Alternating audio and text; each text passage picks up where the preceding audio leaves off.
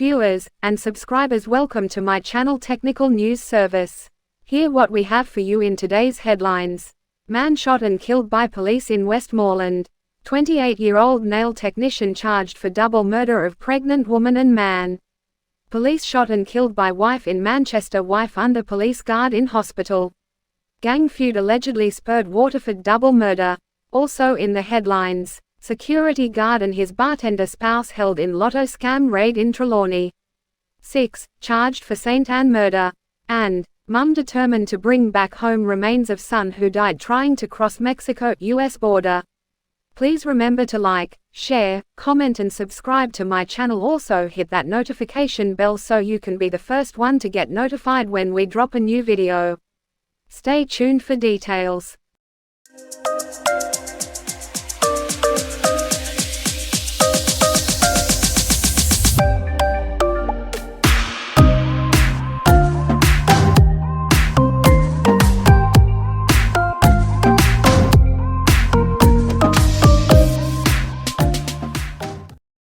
Now the news in details.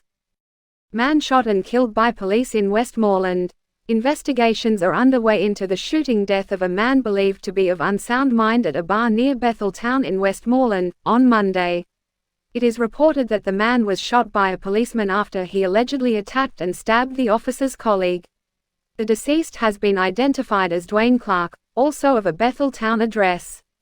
According to the police, about 5:45 p.m., Clark and another man got involved in a dispute inside a bar, when the police were called to quell the dispute. On reaching the location, one of the officers was in the process of reprimanding Clark, when he allegedly attacked him with a stool. The policeman fell to the ground and Clark brandished a knife which he used to stab him in his face and chest, before he was fatally shot by the officer's colleague. Director of Complaints at the Independent Commission of Investigations Indicum, Errol Chatu, said they are aware of the incident and are now carrying out an investigation. 28-year-old nail tech on double murder rap after pregnant woman, man killed. A 28-year-old bar operator and nail technician of Anchovy Land Settlement in Portland has been charged with last week's double murder on Campbell Avenue in Port Antonio, also in the parish. The police a short while ago disclosed that Jody Ann Jackson has been charged in relation to the deaths of Shade Pink, 28, of Campbell Avenue, and Keno James King, 23, of Johnstown District, both in Portland. They were gunned down on Labor Day, May 23. Reports from the police are that about 11 p.m., both deceased were among people playing domino, when Jackson reportedly drove a Toyota Fielder motor car to the area. When a man exited the vehicle and opened gunfire at them. When the shooting subsided, Pink, who was pregnant, and James were wounded. They were assisted to the hospital, where they were pronounced dead. An investigation was launched, and Jackson was taken into custody. She was charged on Monday. Her court date is to be finalized. Policeman shot and killed by wife. A policeman is now dead and his wife under police guard at hospital following a bone-chilling incident at their home in Somerset, Manchester, yesterday. The officer was reportedly shot several times after a dispute with his wife allegedly escalated. It is alleged that the officer, who has been identified as Damien Blair, was shot by his wife using his own firearm. According to police reports, at approximately 6:40 p.m., Blair and his wife were having an argument when the matter escalated, resulting in the lawman being shot several times with his service pistol. Neighbors heard the explosions and subsequently alerted the police. The wife was found in a pool of blood, with what appeared to be stab wounds. Both Blair and his wife were rushed to the hospital where Blair was pronounced dead. The wife remains in hospital in serious condition. Blair was formerly of the patrol division at the Mandeville police station. One of his colleagues said that he was assigned to the station for about 25 years. This is the third police we have lost in the past 2 or 3 years from one department. It is so sad that this had to be the end. I wish this wasn't the end, another colleague said. Gang feud allegedly spurred Waterford double murder. A long-standing feud between rival gangs is said to be behind the shooting in the Trelawney West area of Waterford, Portmore, St. Catherine, on Sunday, that resulted in the death of 2 persons and the injuring of another man. In Sunday's shooting, which occurred about 5:30 p.m., Jason Ivey, 43, of a Greater Portmore address, was shot multiple times by men who approached him on foot while he was having drinks with friends celebrating his birthday. Lateria Johnson, 69, who was celebrating with Ivy, and another man were also shot. Ivy and Johnson were pronounced dead at the Spanish Town Hospital while the other man was admitted in serious but stable condition. Ivy's mother Monica D'Souza, who had just offered him his birthday dinner less than 30 minutes before his demise, said she was wary of her son hanging out in Waterford. "He just came over to visit us on his birthday. He even said to me that he wasn't going to be hanging around because he didn't like the vibes in the area. I told him to follow his mind, but he decided to stop and celebrate with some friends at the corner of his aunt's house," the distraught mother told. "I was with him for a brief while and I left and came around to my house not far from where he was. I sat down for few minutes and then decided to take a shower when I heard a whole heap of shot, and shortly after I heard he was lying on his back dead," she added. D'Souza, a mother of 3, said Ivy was her only son. Johnson, who had been living in the community for 2 years, was described by neighbors as being a very jovial person who got along with everyone. Her son Marvin Miller told that he was in shock when he got the news. "She is a nice lady and she don't deserve to die this way. From I got the news I have not eaten anything, it is sad," he lamented. One eyewitness said that Ivy seemed to have known his killers because upon seeing them, he said, "Oh, what this pon me now?" while making attempts to alert Johnson and the other man. Head of the St. Catharines South Police Division, Senior Superintendent Christopher Phillips, said the police will be attempting to ensure that there are no further escalations in the community, which is known for its volatility, but has been experiencing relative calm for years.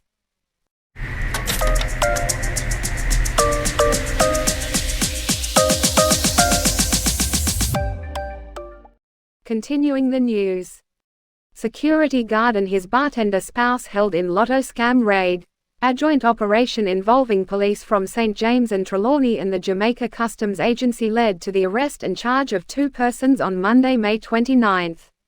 21-year-old Tajay Douglas, security guard, and his spouse 24-year-old Roque Johnson, bartender of Water Lane, Zion Hill, Trelawney were charged with possession of identity information, distributing identity information, possession of access device, traffics in access device, and causing money to be transported to Jamaica following their involvement in the illicit lottery scam. Reports are that between 1 p.m. and 6 p.m., Douglas and Johnson visited the Norman Manley International Airport to collect a package from a courier and anomalies were detected by customs. A search was conducted and over 20 credit cards were found hidden inside cell phones and calculators which they could not account for. A secondary search was conducted at their Water Lane address, where an on-site analysis was done on 2 cellular phones.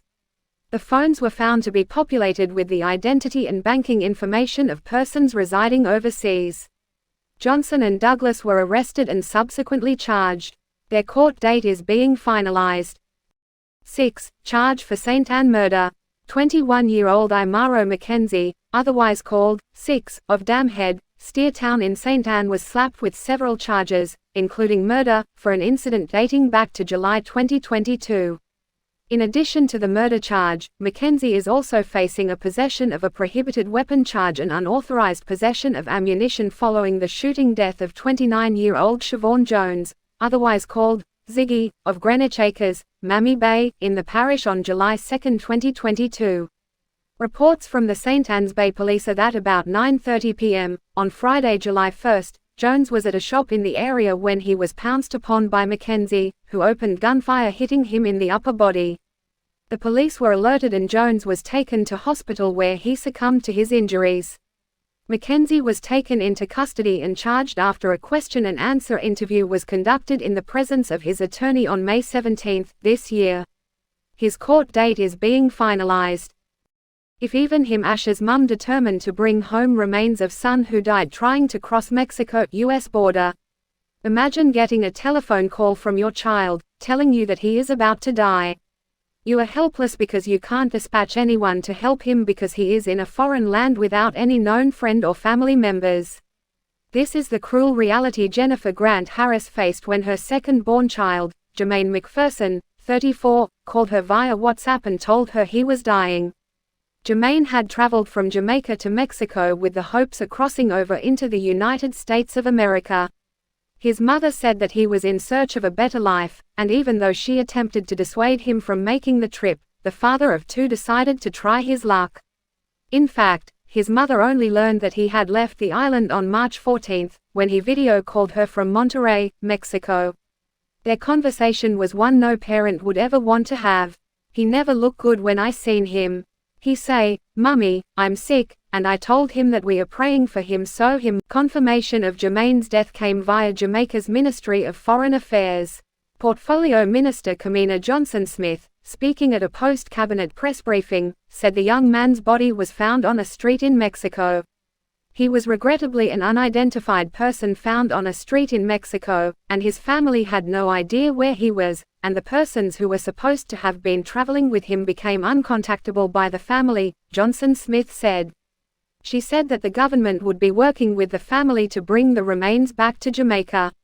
Harris said she was told that her son died from complications of an ulcer stomach. She does not consider the finding strange as he suffered from stomach issues for years. "Him no say him sick from out here and him have bad stomach. It was a rough journey for him and him never did or eat so him get sick and that was it.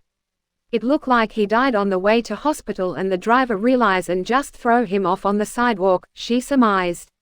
Grant Harris said that she has been told that her son's remains will have to be cremated because it is in an advanced state of decomposition.